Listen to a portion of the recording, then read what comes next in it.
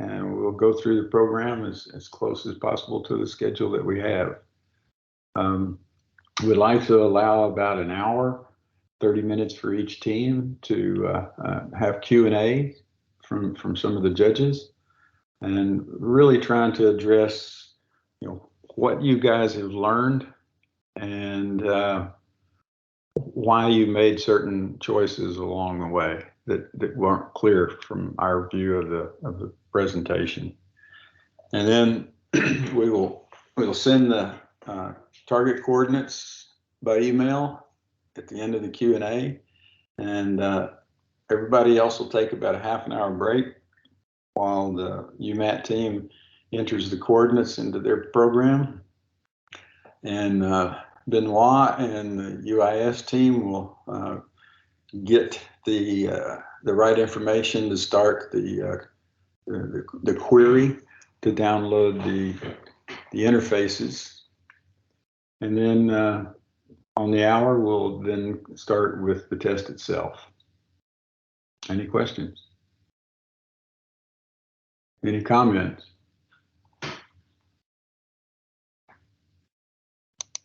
Okay. Well, which team wants to go first? I got questions for both of you, but I'll let you guys volunteer. Who wants to be in the hot seat? We can go first. UIS can take first. And we are who? UIS. Stavanger. Okay. I don't know everybody's voice. All right, so we'll start with the Q&A for the Stavanger team. Mm-hmm. Okay. You wanna make any kind of opening comments first? No. We thank you for this opportunity to develop ourselves, especially in this subject, digital drilling, and it was like a great opportunity to get some insights and develop ourselves, and maybe we will lead the future into the energy, the digitalization. In fact, it was a good opportunity to meet with people from different backgrounds as well. True, yeah. Yeah. So it was a nice experience. Yeah, good. Okay. Let's see here. I'm getting emails I have to answer also from others. Share the camera. Okay. I'll start with some of my questions, and Shashi, Enrique, you guys join in. So the UIS team is doing a well control, a well control analysis. They built a model for kick detection and to be able to close in the well. And I was just wondering, I don't see the resources cited in your paper, so in your presentation. It's not necessary, but it made me wonder, have you researched papers by companies like SafeKick and other industry companies that are doing automated well control now? No, not really. Okay. Yeah, and we didn't direct you to that. I just thought about it as I was reading through it. But there is a company called SafeKick, SAFEKICK, and you can look at some of the papers that they've put out, and then there's a couple more that are floating around. But it does show some of the same things that you're struggling with right now. Okay. I actually searched the SafeKick website and read some articles there, but haven't gone through in detail into their technical papers. But I have gone through their websites and articles. Yes. Okay, that's good. So you seem to be looking at some adjustable band that's roughly plus or minus 5% over the last 100 seconds. So you're looking at some trend and looking for a variation from the trend. Is that right? Yes, that's right. Yeah. Okay. What does that teach you compared to some other techniques that are typically used for kick detection? Okay, basically, for the trend analysis, we just try to take advantage of data visualization while we still maintain the other methods like the MPD. Yeah. Also, And it helps to use machine learning to see slightly in the future as well, because the traditional method, like you can rely on it only for the ancient data, but for the flow of data, you can use machine learning to slightly predict the future, which will give you like warning or heads up of what's coming next for the like few seconds or minutes, depends on your model. Okay. This in our coding system, we actually defined it with the reference to the pore pressure and frag pressures. So the kick and loss actually happens with reference to the pore and frag pressures. So it actually depends. Like when we practically implemented this, it is actually connected to the upper limit is actually connected to the frag pressure, and the lower limit is actually connected to the pore pressure for kick and loss detection. Okay. Will give us like more control over the kick and mostly detection and prediction. So you mentioned MPD, using an MPD technique. What does that mean? Well, yeah. Yeah, so in the Open Lab system, we have the MPD system implemented there. So there is a choke opening that we can actually control to increase the ECD or decrease the ECD. So for example, if we detect the kick through our system, then automatically our system actually closes the MPD choke. So the ECD or the downhole pressure increases, and our ECD is more than the pore pressure down there at the bit. So it is same with the MPD system with the loss. So if we actually detect loss in our system, then MPD choke is opened fully. Like if it is already open, then it's open, but we decrease the flow rate, then the mud pumps are decreased. But if the choke is not opened, like it is half open, then we actually increase it to reduce the ECD at downhole in the well, so losses are reduced or controlled. Yeah, and I can follow up on that. It's like sometimes it doesn't require a full shutdown for the well to control a kick. So we use it to partially control the kick, and we keep going with the drilling. But that's why we use the MPD technique. But if we detect like a significant abnormality, which is like a huge kick, then we will go for stage 2, which is shut down the well entirely. So it's like What's that threshold? How do you know when to stop drilling? For depends on depends on the various No, it depends on the kick size. For example, if we are having a very big kick, like if we see that it's a flow rate is very high and we have a very high pit volume increase, that is not able to. For example, if we fully close the MPD, still we are having the kick, then it means we need to use some conventional method or increase the mud weight. But we actually are not able to, or we are not allowed to increase the mud weight in our Open Labs system. So we only close the BOP and increase the flow rate to actually control the kick. So we have like two options right here that we actually used to control kick or control the losses. So the BOP is closed in case when we have a very high kick that can't be controlled with MPD only. And it depends on always on which phase we are. Like, is it like in initial phases, or we are at the reservoir? Because it depends on that stage, for that threshold. It depends. It depends on connection as well. Yeah. So in initial stage, you mean in the formations above the reservoir? Like any formations that has let's say a potential of giving influxes or Okay. And then when you say if it's too big, if it's excessive, how do you put a number to too big? Yeah, we are using flow rate out values, and we are using the pit volumes. So we are also comparing like how much flow rate in was there and how much we are getting out. So, But he's talking about the difference, how Right. much. But you sit here and say, I'm going to do an MPD control by just adjusting the choke. But then if it's excessive, you're going to shut the well down. Yeah. yeah, Okay. but yeah, What criteria do you use for excessive? For our model, we just use like a half meter cube differences to give us. that's for NPD.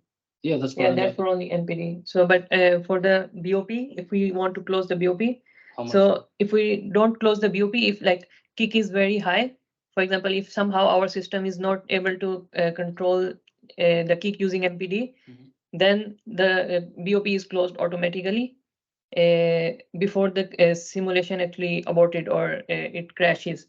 So this BOP is closed after almost like if we have our flow rate out, that is equal to that is like 10 times 10 times higher than the flow rate in. For example, if we have 500 liters per minute of flow rate in, and then we are getting out flow rate out, that's almost like 5,000 to 7,000, then we are shutting the BOP. Okay, and I'm just trying to be very clear. You're going to shut the BOP. What do you do with the mud pumps? Yeah, first we need to close the mud pumps, and then close the BOP, and then we increase. We open the MPD, the MPD choke, and then we actually increase the flow rate to control the ECD. Like we stop drilling, so we stop drilling and increase the flow rate, and then do the kick control. Like kick is out fully before we resume drilling. Do you know the term flow check? Flow check, yeah. With the pit volume. Yeah, no, you close the pumps and then you check for the flow out. If there is a flow out, means there is a kick. If there is, it stops after like you need to wait for a little bit, like seconds or minutes, depends on your depth. And then if there is no flow out without flow in, means that you don't have a kick. Right. Do you do a flow check? Yeah, that's the first thing. Okay. Yeah. You didn't note that in your presentation. Okay. Well, that's like we already passed it because that's the normal thing to do. It's like we already assume that it's already done. Okay. Have you ever heard of a well breathing? Well breathing is like when there is like a gas expansion down or not? Well, one of the things you can do is when you're flowing in the well, the ECD charges the formation. Yeah.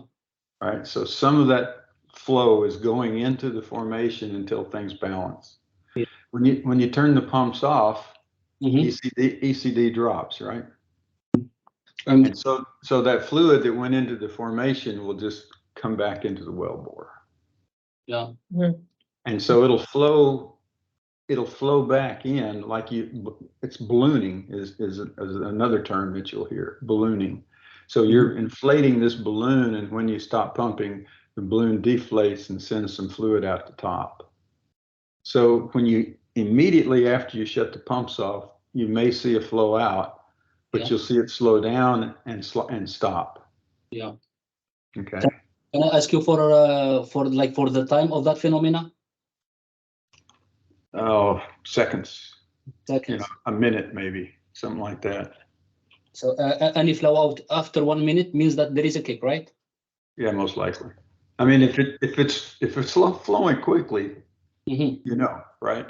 But if it's starting to flow back and you can see that the flow is being reduced, yeah, you know, it's just expanding back into the well bore. Then that's a ballooning effect. Okay, thank you. And but let me caution you. Yeah. There's been a lot of uncontrolled events that have occurred when people think that the well is ballooning and it's really flowing. Okay. So how Okay.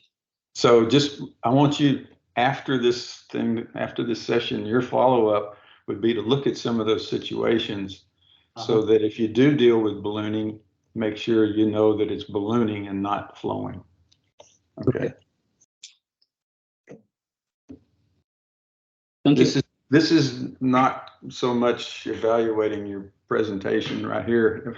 I just want to know if you are aware of the effect. And if you do use it, you have to use it right, use it correctly. Yeah. Okay. Okay. Like, can I ask you, like, which formation are known for this phenomena, please? Oh no, they're all over the world. Okay. But seriously, there's been blowouts occur because the crew says, "Oh, the well's it's just ballooning," and then it gets out of control. So there will be people that as you graduate and you go on some of these rigs, you're going to hear this discussion, and it's just you need to be aware that it can occur, but you also have to make sure that you know the difference.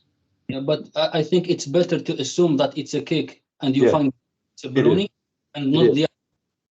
Yeah, but what will happen is you'll shut the well in and you'll see an increase in casing pressure of maybe 3 to 5 bar, and then you bleed it off, and it goes to 0.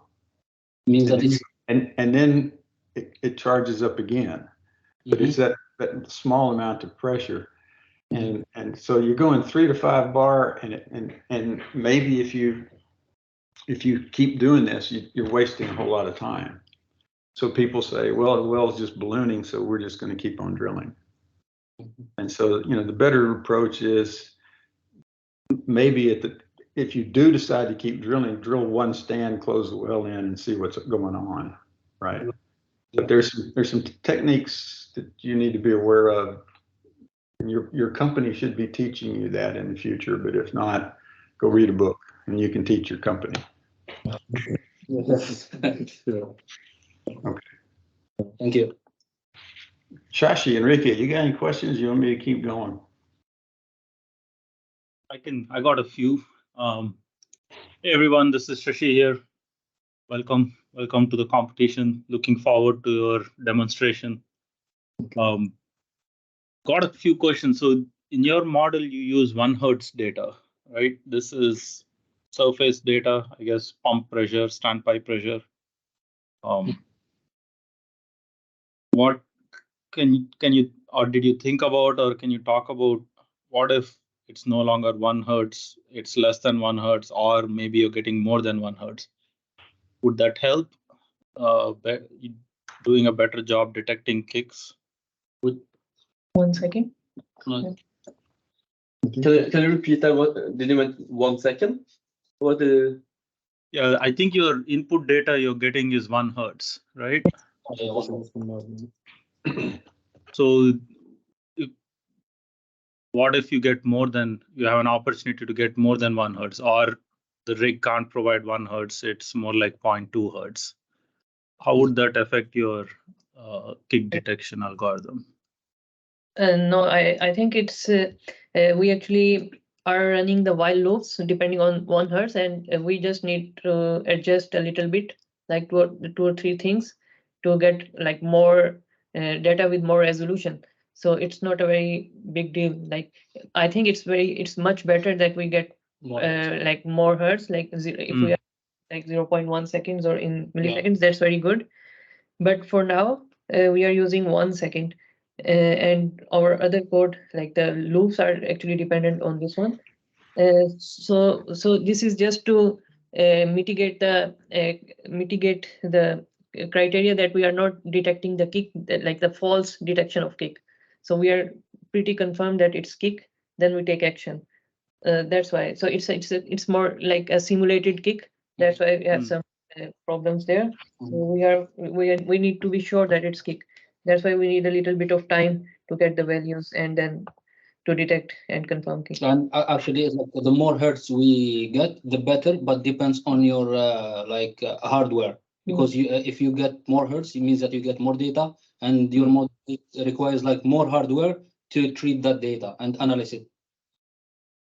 So do you take the real-time data and use it to train some kind of a model, or you're just comparing it to deviation in real-time data? Because I think I remember in your presentation you talk about you do some kind of an some kind of a curve fitting, right? I think a linear curve fit is an example you showed, or maybe there's another curve fit you use to see what the trend in the data is. Well, there are two parts in the system. So one is kick detection, and the other is kick confirmation. So in the kick detection, we are using this model, and this is actually a bachelor thesis for one of our students, and this actually confirms that this gives the warning of the kick, like if it's a kick or not kick, and it also doing some kind of analysis. But then there is another function. It's called kick confirmation, and this kick confirmation is actually dependent on the real-time data, and it actually also like it's the actual work. So before this one, like before kick confirmation, we already have this kick detection already say like warning of a kick. But it's like it's not 100% confirmation. It can be like ballooning or something else. But it's not like we don't take action. Like it is kick, but it's like a detection. We know that okay, the kick is coming or something is going to happen, but action only taken after reading the actual data. Yeah, it's like the first model is trained on the normality, and any abnormality it will like signal it for us. Means that any abnormality it will give us a warning, and we need to run another model which is based on engineering to confirm is it a kick or not. So the first model that you are referring to, it's trained on the normal stage, or like normal data, like all of the normal situation, and any deviation from that situation gives us a warning. But we need to confirm it that it's a kick or not, so we can take it to a well control, or we just carry on. Okay, that's interesting. I didn't realize that. Okay, thank you. And so your kick confirmation model, that is a physics-based model, or you're using, because I remember reading some in your presentation on you have an ML model also. So it's a physics-based model, the confirmation model. ML-based model is different. Yeah. No, he's talking about the confirmation. Yeah, the confirmation is a physics-based model. Okay. And where do you use the ML model? You said you use an ML model for bottom hole pressure prediction. Yeah. So the prediction model is just for like it takes around 9 inputs, right? Yes, we use like 15 inputs, and then we run several simulations for 10 minutes, and then we create simulations with kick and not kick, and make that all into one data frame. Then we train, validation, and test those data sets to create a good. So we tried 4 different machine learning models, and the LSTM model was the best one. And then we used like 15 inputs to target bottom pressure. Yeah, it's like we feed it 15 inputs from the different parameters, and it will predict the change in the bottom hull pressure. Any like significant change in the bottom hull pressure, which will be an indication of a kick, it will signal it for us, and then we wait for the actual data during that time, and we confirm if it is a kick or not, just by real-time data. So for the confirmation, we need real-time, but for the prediction, like we use like 15 different inputs just to predict slightly in the future any change in the bottom hole pressure. What happens if you do not have a bottom hole pressure reading? We can we only have 15 inputs, which is not bottom pressure, but we trained it with bottom pressure being the target, and when we actually test it without bottom pressure, it accurately predicts the bottom pressure. Okay. Yeah. your current model doesn't, or current input data, there's no bottom hole pressure, right? Or is there bottom hole pressure? For the training phase or for the testing phase? Testing phase.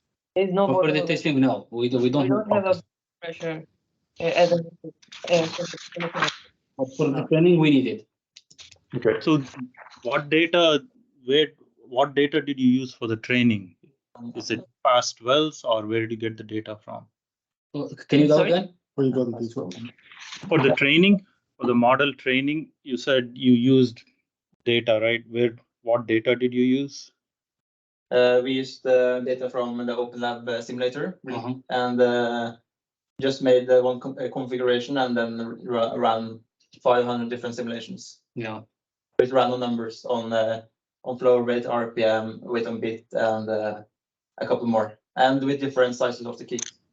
But if you want to implement this on a large scale, like you need like real-time data from actual wells, like when you drilled and you measured the bottom hole pressure in real-time scenarios, and then you train your model on normal stage when you didn't experience any kick, so you will know the normal stage, and then from that you have your trained model on normality, and you will implement it to a new scenario when you don't have bottom hole pressure, and it will predict abnormalities. Then from there, it will give you a warning, and you need to run the second model, which is physics-based model, to confirm a kick or not. And then will control or carry on with your by just adjustment for the choke output. Okay.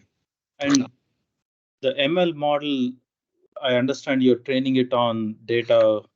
You're training it before you run any of the test or the simulation. Are you also training it during the run? As you're getting data, say you confirm this is a kick or this is not a kick, are you able to use that data to continue adding to your training database or training model? So you're training in real time, basically, right? You start with a model and then you train in real time. Yeah. But you need a window for it. It's like you need you need like for example 1 minute running, then you feed the data to it, and it will and then it will start running with you on a like a window basis. Like each 1 minute it gets like certain amount of data, and it will improve with time. Yeah, you're right. It can't be real time, but you have to buffer the data or for 1 minute or something, and then feed it to the model. Okay. Yeah. The few more questions, and then I'll hand it off to you, Enrique. Yeah. The threshold, you have 5 plus or minus 5%. Can you talk about how you came up with that number? Why plus or minus 5? Why not 10 or some other number? Which one? Okay, it's from the kick detection. So the plus or minus 5% was just thinking. Well, we want to believe that operators would have a kind of like standard for which to follow to be able to detect a kick. But for this simulation, we just decided to go with plus or minus 5%. We were planning to build a physical model to detect that window, and it will run with us like on real time, and it will like change for each formation. Okay. But so adaptive, adjust on the fly or adapt on the fly. Yeah, for now it's like we couldn't build that model, so we went with 5%. But for that, you can build a model that run like physics-based model that take different formation and other inputs to detect that window for you, because sometimes it's relatively big, but sometimes you need it like narrow, because it depends on other parameters. Okay. I guess one last, not a question really. I did see in your references, there's a master's thesis on trajectory design considering torque and drag. Yeah. If you don't mind, can I get a copy of it or a link to it? I'd be interested in reading it. Yeah, so that was my thesis, and I did it with Dan. So Okay. it's already under, like, I submitted it last week, I think last week, and it's like it's still and after reading, I think it will be uploaded on UIS website. And then there will be link available. But now I think Okay. it's just for under, like, they're checking it. Yeah. No, understand. Whenever it's released, please share a copy or share the link. Thank you. Thank you. Enrique? Yeah, thank you guys. Well, I have a few questions on the kick dictation part. I noticed that you have a linear regression over 100 seconds, right? So you have 100 data, that will be 100 data points. Yeah. Can you elaborate a little bit on why did you choose a linear regression specifically for this trend analysis? Did you try to change the moving size, the moving window size, let's say 100 or 50? And if so, did you have any issues on that? Okay, so for the 100 points and the linear regression, it was from one of our team members who was working on his bachelor thesis, and he decided to go with linear regression. But I did my work on ROP optimization, where I worked with MATLAB, and I got a better classification of the trends. But the linear regression just puts a straight line, and it doesn't generally classify the trend if it's rising or falling at the time. But from the presentation we made, I tried to add a few part of my simulation results just to capture how I was able to classify the trends using the qualitative trend analysis method.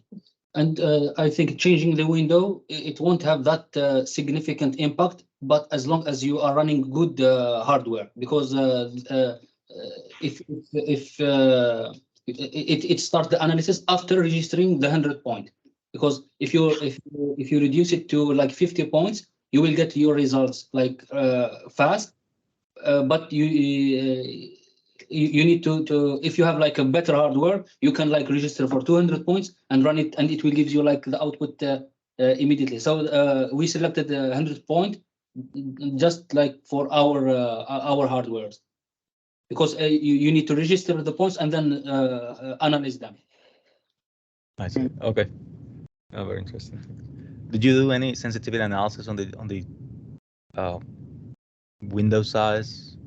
But I mean, did you have any kind of false positive results on the kick detection algorithm? Under any scenarios that you remember? If so, which ones? Well, it was once like initially there was a problem, like a kind of a bug or a challenge. We have a connection, like in the simulation, in the Open Lab simulation, there was a connection, and then during the connection, we some kind of flow rate out. So I think it gives a kind of a false detection of kick there. But that was based on the physics-based model. Oh, okay. Thanks. And then can you explain a little bit more about what do you mean by a cooldown system for kick warnings? I don't have grasped that. So on their kick detection, you said you have a cooldown system for kick warnings. What's that? Okay, I think that's got to do with the part where you capture if it's a rising or a falling for the green and the red. So it gives an allowance for you to confirm that, okay, before it classifies it as the coding system, the color coding system. So that's basically what he meant. Exactly. That's for the flow. That's for the kick detection. for the flow of check. It's No, like it's for this one. how to detect the kick. Yeah, so we I think that was from the batch from Axel, and he isn't here now, but he has the cooling system. But I think when he got a lot of warning if it was a false kick, then like cools down some of the warnings after so many techniques. I remember.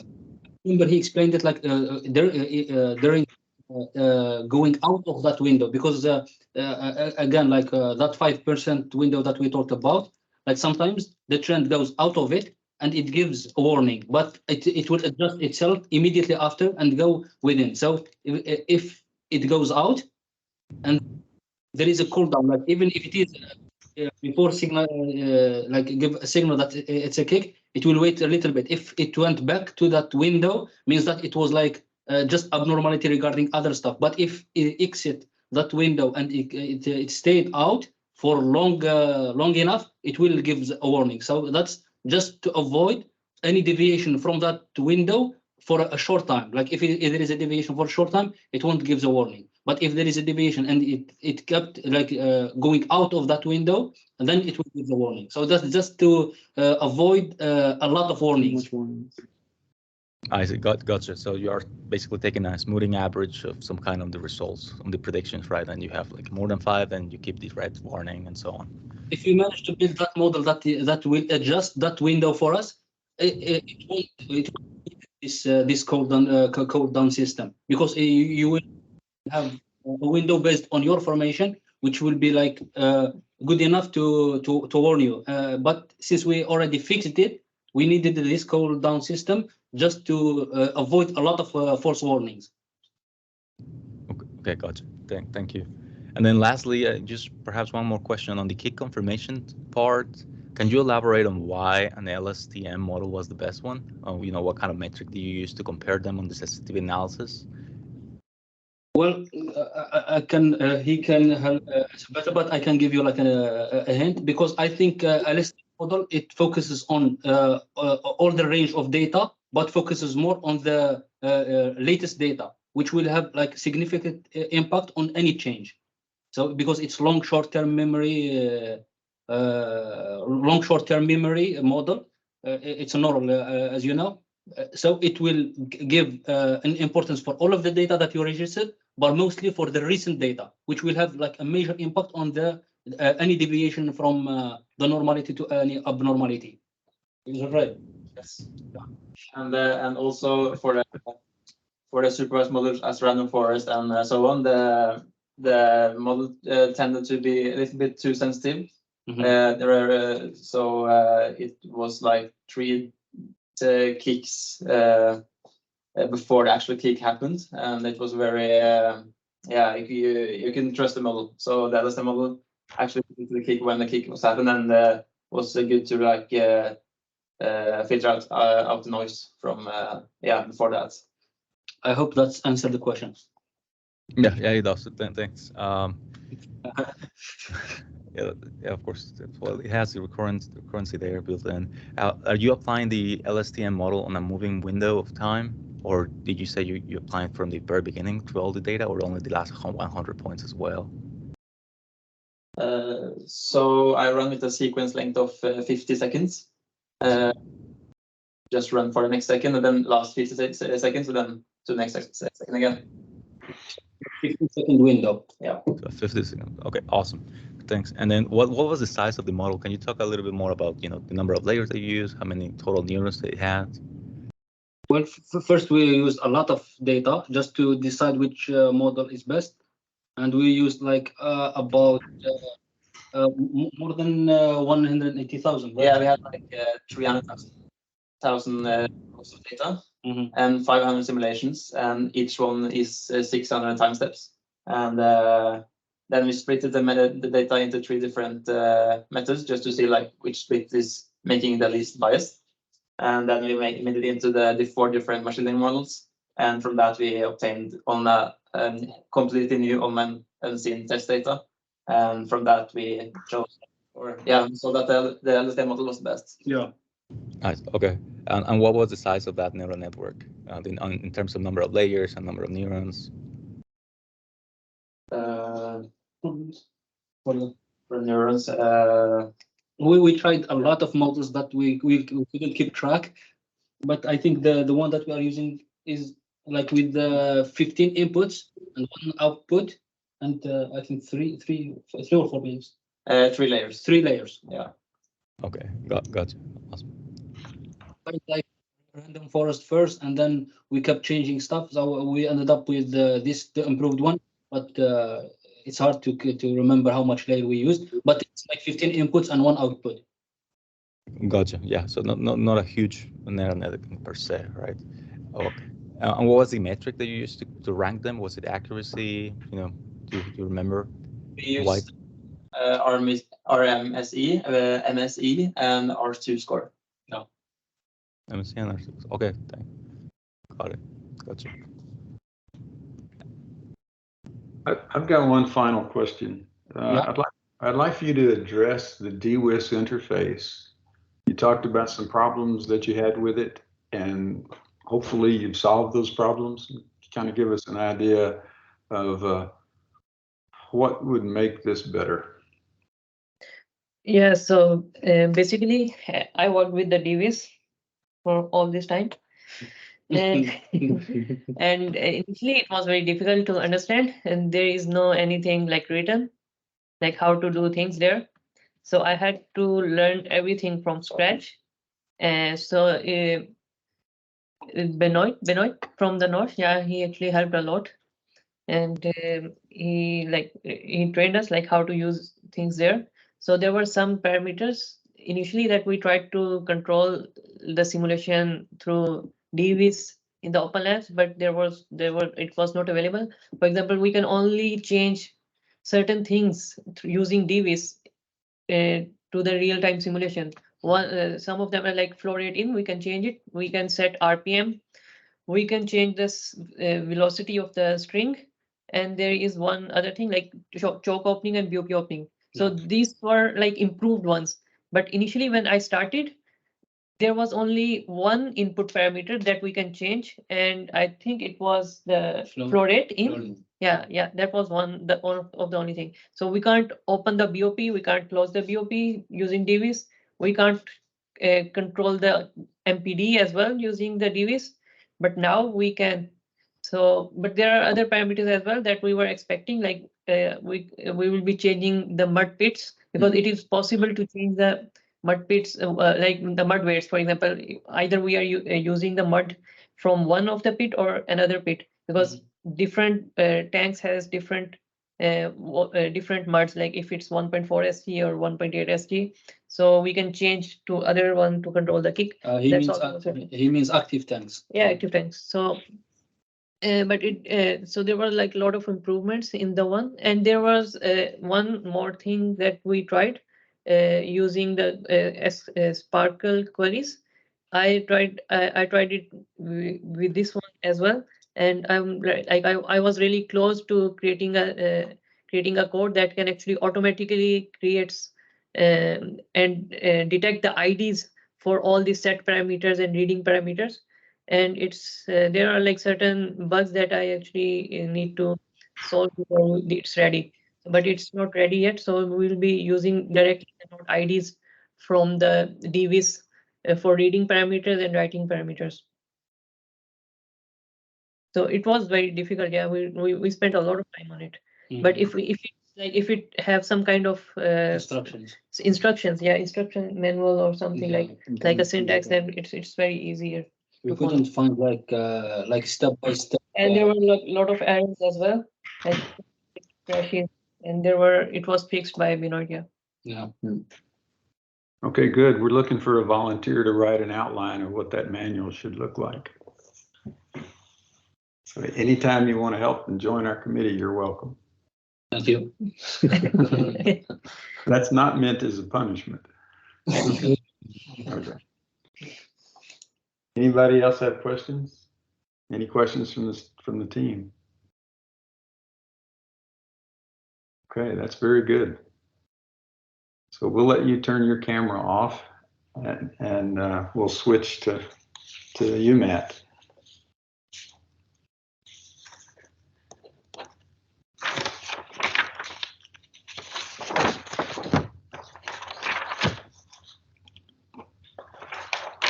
All right. Let's see, where do I want to start?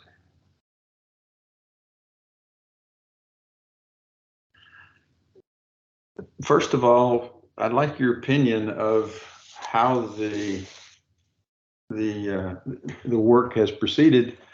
Are you comfortable with your approach? Is there anything that you would do differently? How do you stand?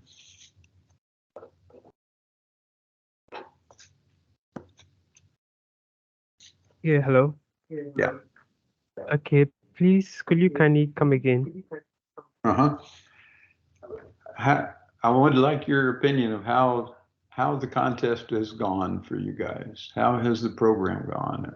Are you comfortable with what you've achieved?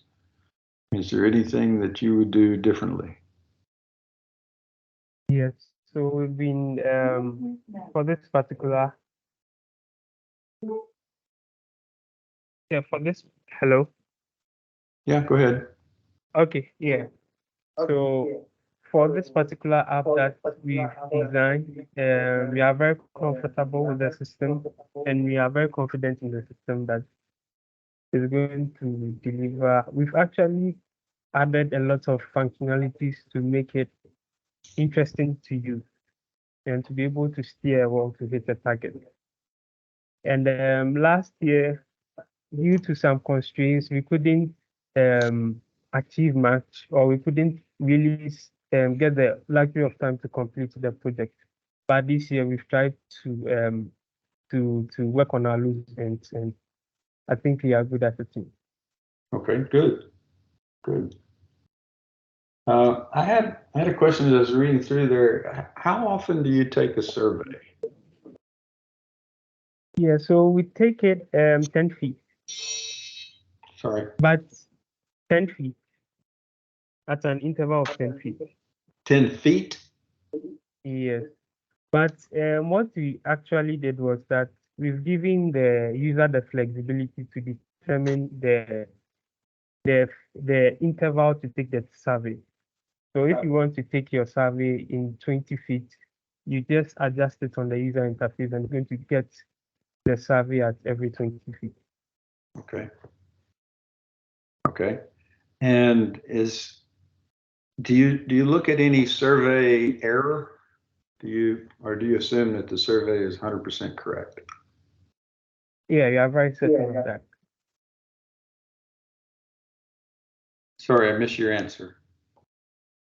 Yeah. Actually, for the survey, we are very confident that it's correct. Okay. But in the real world, when you take a survey, you're making a measurement, and there's always some error in that measurement. And so we look at survey uncertainty. Do you take survey uncertainty into account? Okay, so I think last year we were trying to work on a geomechanical model, and this year we were trying to consider the uncertainty, but because of the time factor, we couldn't implement it in this work. So we have plans of doing that in the near future to handle uncertainties with regards to picking time. All right.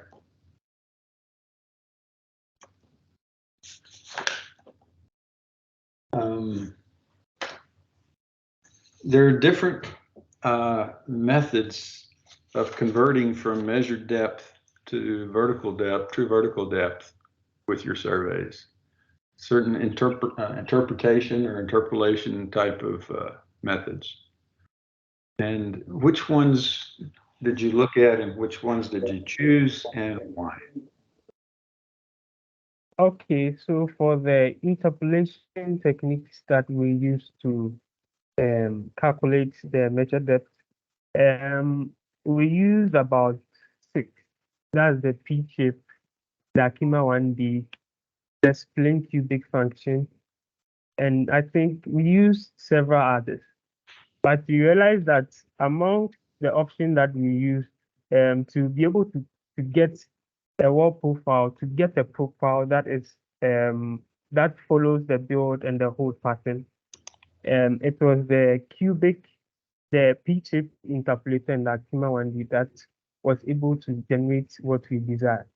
But the rest couldn't give what we wanted, so we discarded it.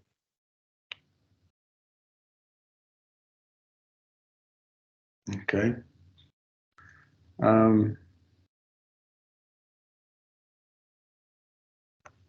Did you limit the rate of build in your model, or can you immediately go from horizontal to vertical, or excuse me, from vertical to horizontal? Did you have limits to the build rate? Yes, okay, so for the build rate, you can actually, what you've done is that you've given the user that flexibility to just go from vertical to horizontal. So you just need to tweak your POP and some parameters, and you realize that it will change based on what you want. So I'll say yes. But did you, because in the real world, you can't bend the steel. You have to, there will be Yes. some type of limit.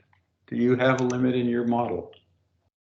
Okay, so what we actually considered was that probably the user is the one adjusting, or the engineer is the one adjusting. So based on his or her equipment design, based on his capacity, the capacity of his equipment, you decide that maybe this one might be too much for the setting I want to do in. So you can make that adjustment. But if you feel your equipment is very good to be able to handle that for, you can just make the adjustment to do what you want. Okay.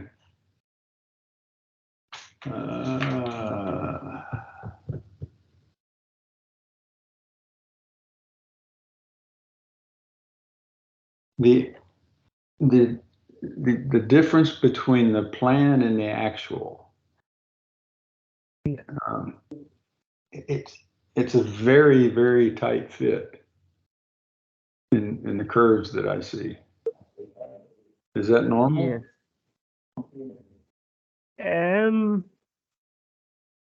Okay. I would say the reason why we had very tight fits is that before we even start the drilling, we decided to know the drilling parameters we are going to use for the operation.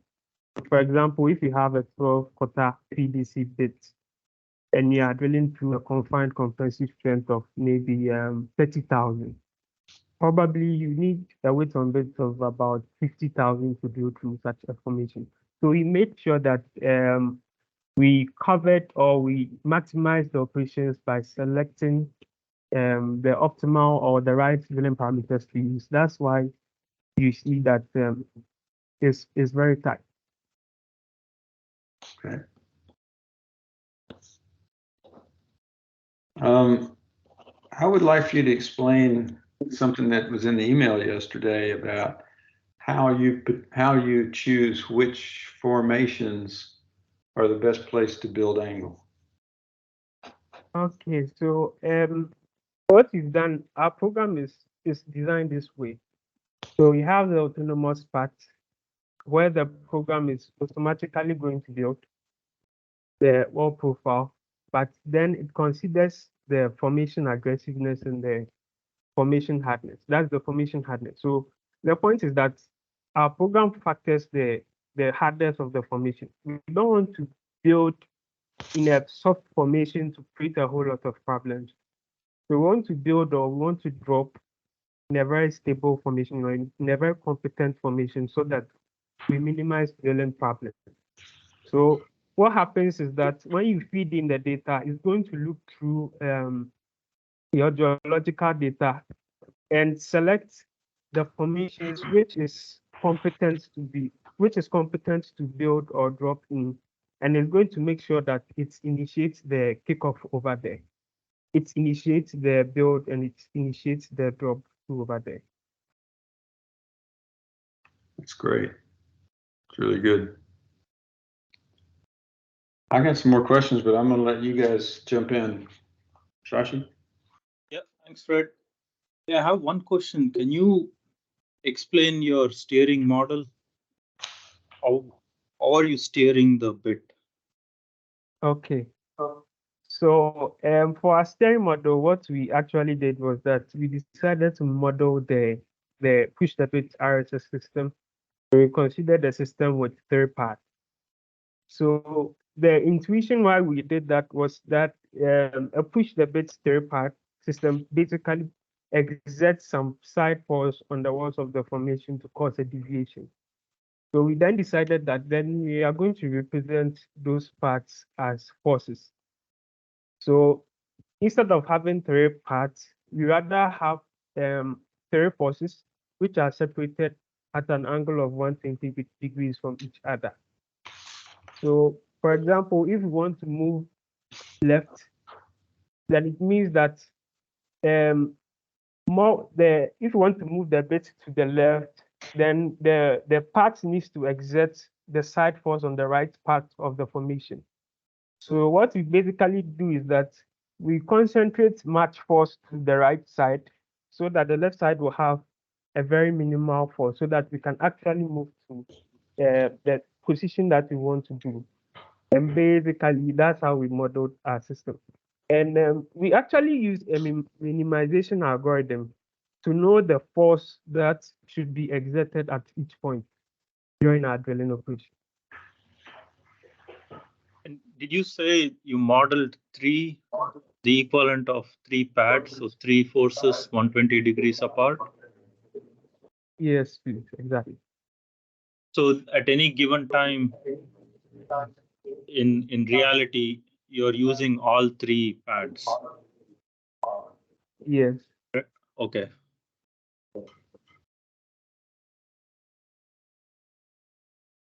That's interesting. I mean, Okay. I think I now get what you are trying to say. So what happens is that because we are moving over a distance, so at this point, the force that I mean is that it calculates the total force that should be exerted at a particular part. So for example, if you are moving through a distance of 10 feet, maybe when we move through 1 feet, this particular part is going to exert a certain force. Then as we are moving, the next part is exerting that force. So we are able to exhaust the 10 feet. okay. And do you consider rotation in your model? Pardon? So bit rotation, bit or drill string rotation in your steering model. Yes.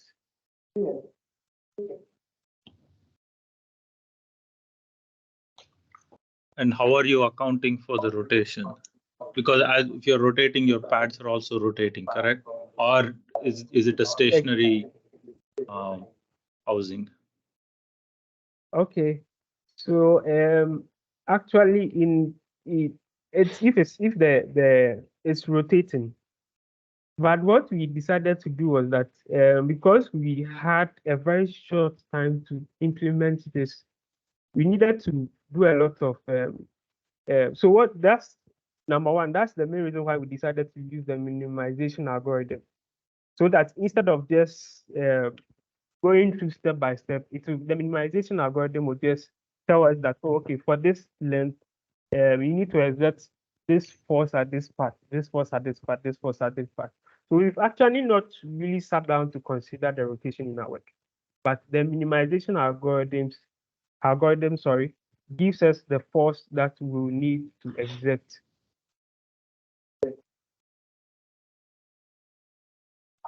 Okay, that makes sense. I think the approach you've taken makes sense. You have a simplified model for the steering, and I'm glad you made the assumption that you're not going to worry about including rotation and what does that do to the pad location and all that. That in itself is a more complex control system that maybe next year you can think about it. Okay, thank you. I don't have any other questions. Enrique. Yeah, I have one. Do you have any criteria when you hit the targets? Like, how do you steer the well to hit the targets? How do you miss them? Please, can you explain the question a little bit so that I get it well? Is there any criteria where you say, hey, yes, I hit the target, or I'm 10 feet off, therefore I missed that target? Do you have any kind of region?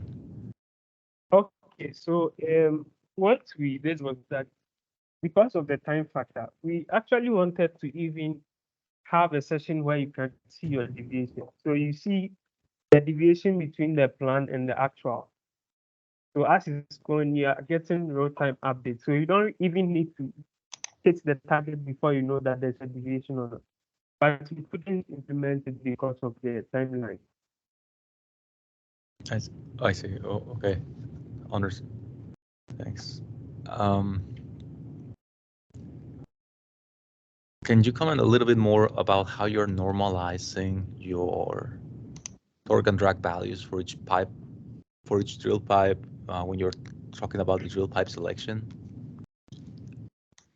Okay, so what's for the torque and drag values for the drill pipe? What actually happens is that we have the API sheet. So we extract the API sheet into our code base. If we extracted the API sheet into our code base, so we have different types of drill pipe. So maybe this pipe has an outer diameter of maybe 2 inches and inner diameter of this. That's one pipe. Another pipe. A different pipe will have maybe outer diameter of 2 inches and a different inner diameter. So we did that for all the drill pipes. And what happened is that we first set them to 0 in terms of the torque and drag values. Then, based on the whole plan, the design of the whole plan, we now see the torque and drag that is going to be subjected to the drill pipe throughout the wall. So after knowing the torque and drag that will be subjected to the pipe throughout the wall, we also consider the backlink. So what happens is that we select the drill pipe that is actually able to perform by minimizing the torque and drag and also reducing the backlink tendency.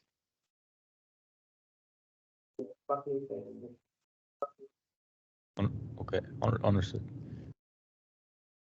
Thank you for that answer.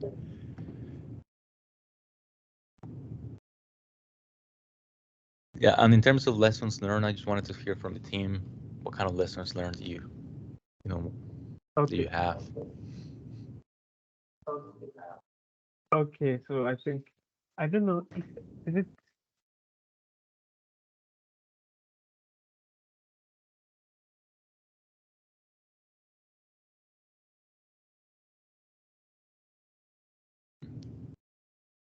Can't hear you.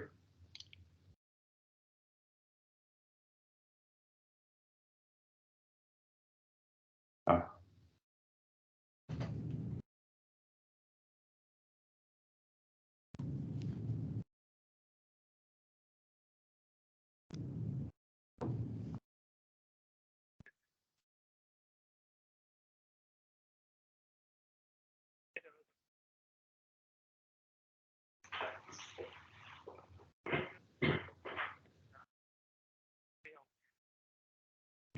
I don't think I can hear you.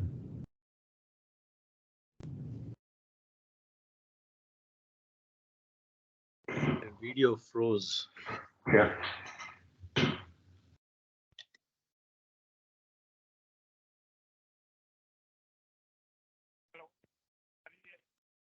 We can barely hear you. Turn the camera off for a moment and see if that helps with the audio.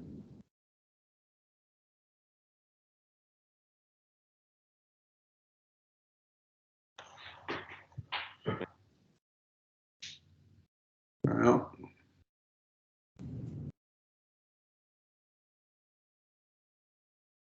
try now.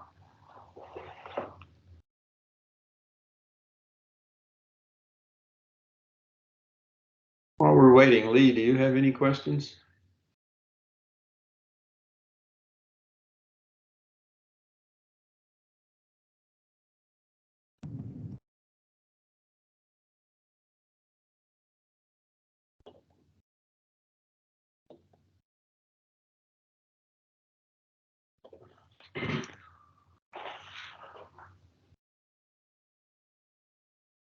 So what did you learn? What are your lessons learned?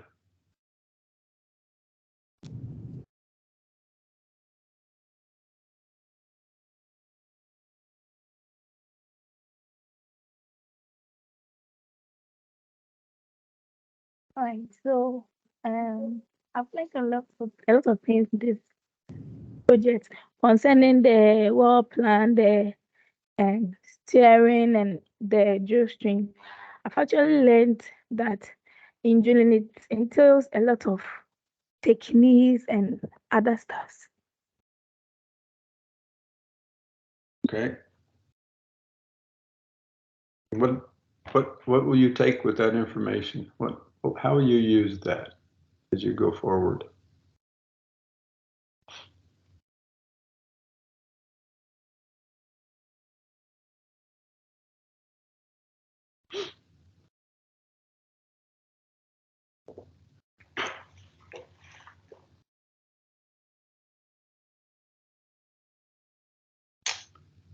We lost you again.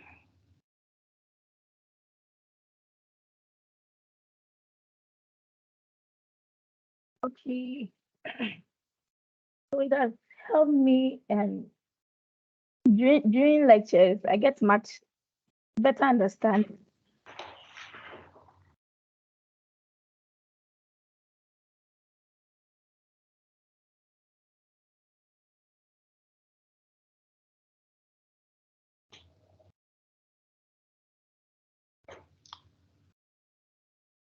Okay.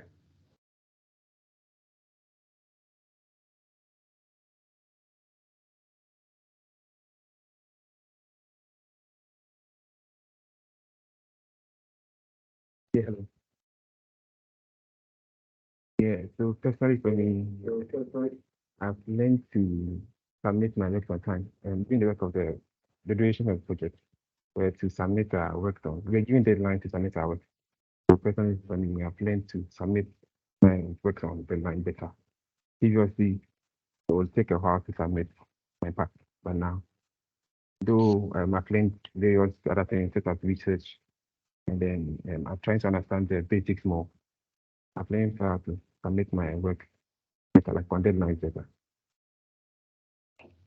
Good. Thank you. Yeah, I think and also with the part I played in this research, I've gotten to understand more of the jaw strengthening of the drilling process.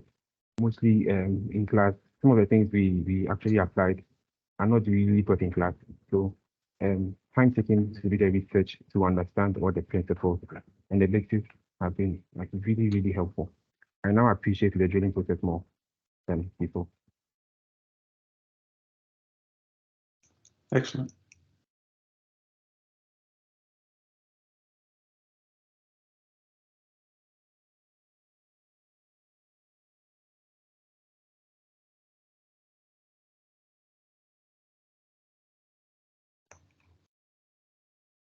Hello. So for me personally, I've actually learned a lot, especially in terms of teamwork.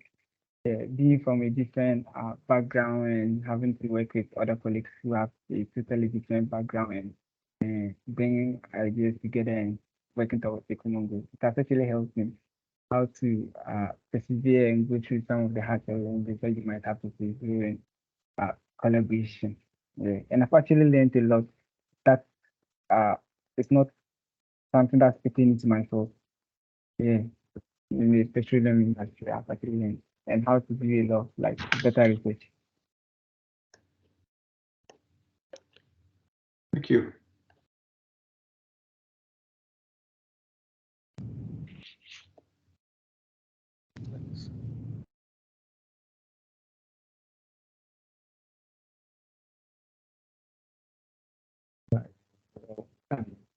Okay, for me, I've learned a lot coming from a different background. I got something new into petroleum engineering. We had to read papers, we had to make submissions, program, and it's all fun. I'm so happy being a part of it. Thank you.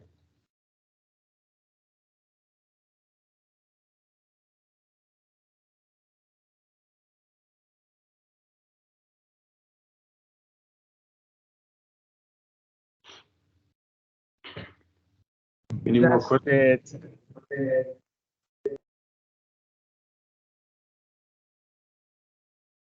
Thanks. No, I don't have any other questions for me, Brad. Okay. Thanks, guys. Okay. Any closing comments?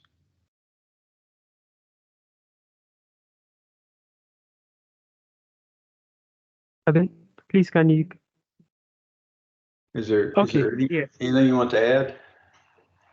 Yeah, okay. So I would like to say that we want to thank SPE for organizing this competition, especially to the BSATS section. This competition has We're glad you guys are participating. I did have one other question. I saw you mention that Graham Mensa Wilcott has been a mentor to you. Is that correct? Yes, please. And we wanted to add that to us. Well, he is a very special person in the industry, so you're very lucky. Yeah, we are privileged to have him. Good. And he has really been of great help to the team. I think when we had issue with the RSS, initially we decided to use a research paper to work on our RSS, but we realized that the approach wasn't working, and maybe let me say it wasn't logical, if I may say. So we reached out to him, and he guided us as to the way forward, and here we are. So a very big thank you, Mr. Graham. We are very grateful for the support. That's great. Glad you found such a good mentor. Well, tell you what we're going to do. We're about half an hour behind schedule, but I think that'll be okay. So I'm going to send you the targets by email in just a moment, and we can all take a break between now and 30 minutes past the hour. Okay, so we're 5 minutes before the hour now, depending on where you are, and so 35 minutes from now we'll resume, and we'll start you guys running your simulations. And is there any issue in Stavanger? Do you need any more information from Benoit? Or Benoit, are you able to just let them go ahead and query, doing the Sparkle queries, or have you set up the hidden tag names? Well, I think we won't manage the Sparkle queries because they didn't have time, as I said, to finalize this. So we'll go for the no hidden names. Okay. Hidden names. And during the break, I will send the credentials to log into the simulation. Okay. So thank you, everybody. Enrique, you can stop the recording, and we'll see everybody back here 30 minutes past the hour.